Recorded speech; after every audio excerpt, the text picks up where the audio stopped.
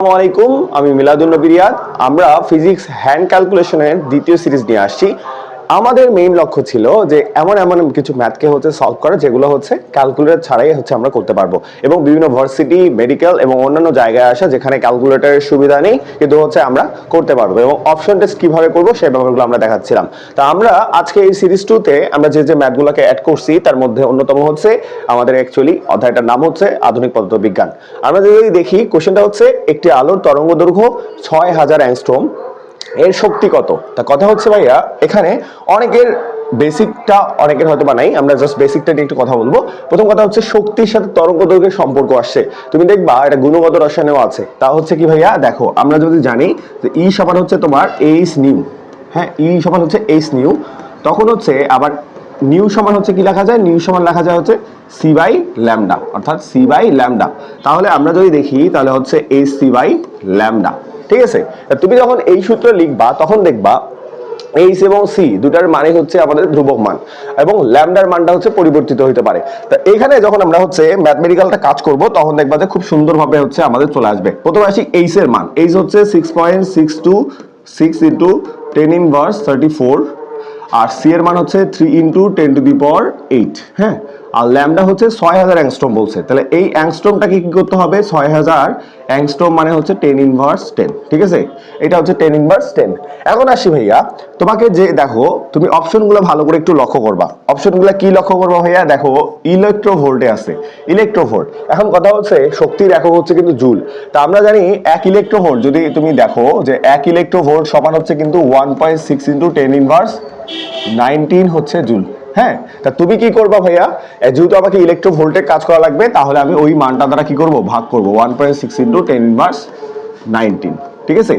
এই কাজটা যখন তুমি করবা তখন আরেকটা কথা বলি, অবশ্যই তুমি এই জায়গাটা ঠিক করে নিবা। কিরকম করে ঠিক করে নিবা একটু দেখাই।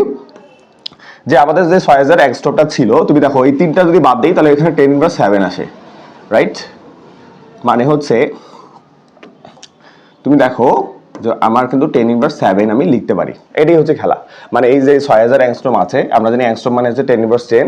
যখন আমি 6000 অর্থাৎ 10 কিউবটাকে অ্যাড করে দিব তখন দেখবা এটাকে আমরা লিখতে পারবো 6 ইন্টু 10 ইনভার্স 7 মিটার, ঠিক আছে? ওকে, এবার আসি ভাইয়া প্রথম কাজ কি আমি যে হাতে করব ভাইয়া। এখানে অপশনগুলো দেখো খুব ক্লোজ আছে অপশনগুলো। তাই কথা আমি কিভাবে করব? তাই তোমার প্রথম কাজ যে আগে তুমি পাওয়ারগুলো নিয়ে কাজ করবা। পাওয়ারগুলো কেমনে ভাইয়া? তুমি দেখো -7 -19, 19 আর 7 কত হয় বলো? 19 আর 7 হয় 26। এই 26 উপরে যখন যাবে, দেখো উপরে কত আছে? 34 আর 8 প্লাস 8 আছে। তো 34 থেকে প্লাস 8 যদি বাদ দিই তাহলে হয় 26। তাহলে দেখো 10 ইনভার্স 26, এর সাথে কত গুণ 7 আর 19, 7 আর 19 হলেও কত হয়? 26 হয়, 26 হয়। তাই এটা 10 উপরে যায় 10 টু দি পাওয়ার 26 হবে। দ্যাট মিন্স পাওয়ারে কাটা যাচ্ছে ভাইয়া। দেখো এটা বুঝতে হবে তোমাকে। তাহলে কি বুঝলা? যে এইটা বাদ এগুলা বাদ যাচ্ছে, ঠিক আছে? এটা যদি তুমি বুঝতে পারো তাহলে দেখবা যে তোমার অঙ্ক একদমই শেষ, ঠিক আছে? পাওয়ারের কাজ শেষ। এবার দেখো তুমি কি করবা। দেখো 1.6 আছে এখানে 6.626। তা তুমি যদি কাটো, ধরো যে এটা উপরে আমাদের ছিল 6.626, আমি ধরলাম যে ওইটা 6 এ ছিল, তাহলে দেখো 6 কারণ ধরে নিতে হবে। এখন আমি 6 ধরে যদি কাটি তাহলে ধরো যে 1 এর কাছাকাছি আসতেছে, তারপর মানে 1 পয়েন্ট সামথিং হবে। আচ্ছা এখানে 1.6, আচ্ছা তুমি বলো তো 1.5 এর সাথে যদি 2 গুণ করি তাহলে আমাদের 3 হয়। তাহলে দেখো 1.6 ধরলাম যে এইটাই তোমার সেই 1.5 এ ধরলাম, 1.6 টাকে 1.5 এ ধরে এখন তাহলে 2 গুণ করলে 3 হয়, তাহলে 2 কে 2। আমি জানি যে এখানে 1 পয়েন্ট সামথিং ছিল, ঠিক আছে? আর এখানে কিন্তু 2 থেকে কম হবে, কারণ 3 কে যদি আমি 1.5 দ্বারা ভাগ করি তাহলে হবে 2, কিন্তু 1.6 দ্বারা ভাগ করলে 2 এর একটু কম হবে, মানে লেস দ্যান 2 হবে, বুঝছো? 2 থেকে একটু কম হবে, মানে 2 থেকে মানটা কম হবে, বুঝছো? 2 থেকে মানটা কম হবে। তা কথা এখানে 1 পয়েন্ট সামথিং, 2 এর সাথে গুণ করলে 2 পয়েন্ট সামথিং। দেখো 2 পয়েন্ট সামথিং একটা মানেই আছে, তা খ নাম্বার। তা ভাইয়া ফ্যাক্টটা যে তোমাকে এইরকম অঙ্কের ক্ষেত্রে আগে পাওয়ারে কাজ করতে হবে, তারপরে একটু ধরে নিয়ে কাজ করতে হবে। যদি ধরে নিয়ে কাজ করতে পারো তাহলে দেখবা যে খুব সুন্দরভাবে তুমি পাচ্ছ, ঠিক আছে? এবার আসি সেকেন্ড প্রবলেমটা যদি দেখি, আমাদের বলছে 600 ন্যানোমিটার তরঙ্গ দৈর্ঘ্যের একটি ফোটনের ভরবেগ কত। তার কথা ন্যানোমিটার দিয়ে আমাকে বলছে ভরবেগ বের করতে বলছে। আমরা জানি ভরবেগকে পি দ্বারা প্রকাশ করা হয়। কি দ্বারা বলো তো? পি দ্বারা প্রকাশ করা হয়। এটা সমান আমরা লিখতে পারি এইচ বাই দেখো এটা আমাদের ডি ব্রগলি সূত্র অনুসারে ল্যামডা সমান আমরা লিখতে পারি h/p, ঠিক আছে।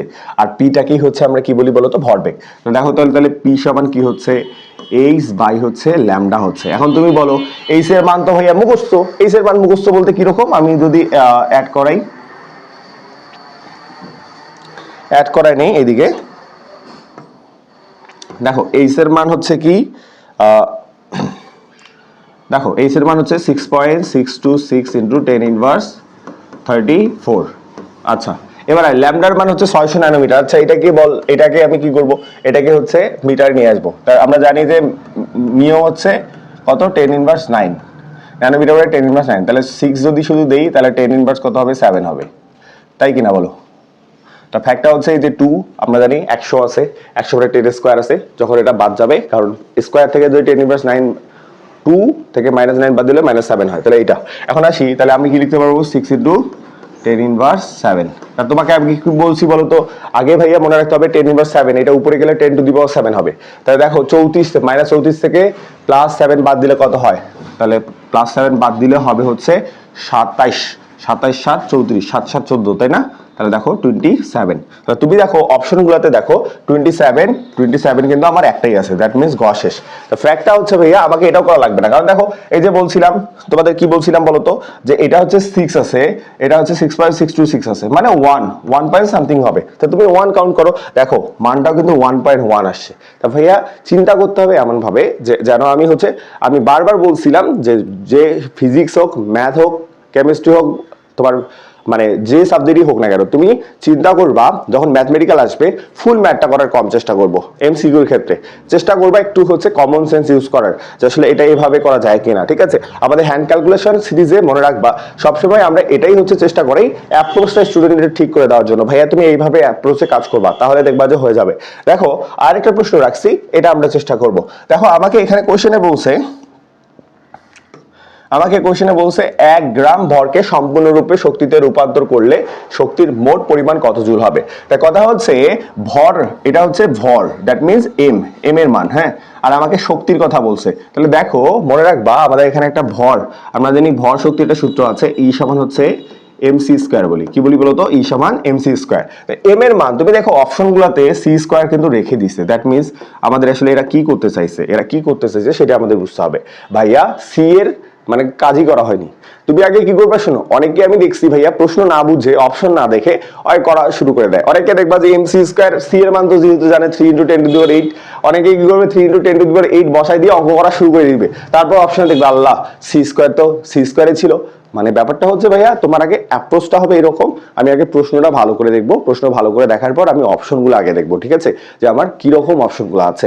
তুমি দ্যাট মিন্স কি বুঝতেছো, এম 1 গ্রাম আমরা জানি গ্রামটাকে অবশ্যই কেজিতে নিতে হবে।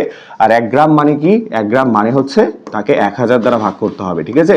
সি স্কয়ার মানে সি স্কয়ার, তো 1000 মানে তো বুঝো 0.001 সি স্কয়ার। তাহলে দেখো যদি হচ্ছে ওই যে বলে না বুদ্ধি থাকলে শ্বশুর বাড়িতে থাকা লাগে না, ফ্যাক্টটা হচ্ছে যে তোমাকেও এটা চিন্তা করতে হয় ভাইয়া, আগে প্রশ্ন বুঝবা, দেন হচ্ছে তুমি আগে অপশন দেখবা যে কি ফরম্যাটে দেওয়া আছে, তখন তুমি ওই ফরম্যাটে দিবা। তা ঠিক আছে, আজকে এ পর্যন্তই। অবশ্যই হচ্ছে মাথায় রাখবা ফিজিক্স আমরা হচ্ছে ফিল করে শিখবো। তা ঠিক আছে, আল্লাহ হাফেজ।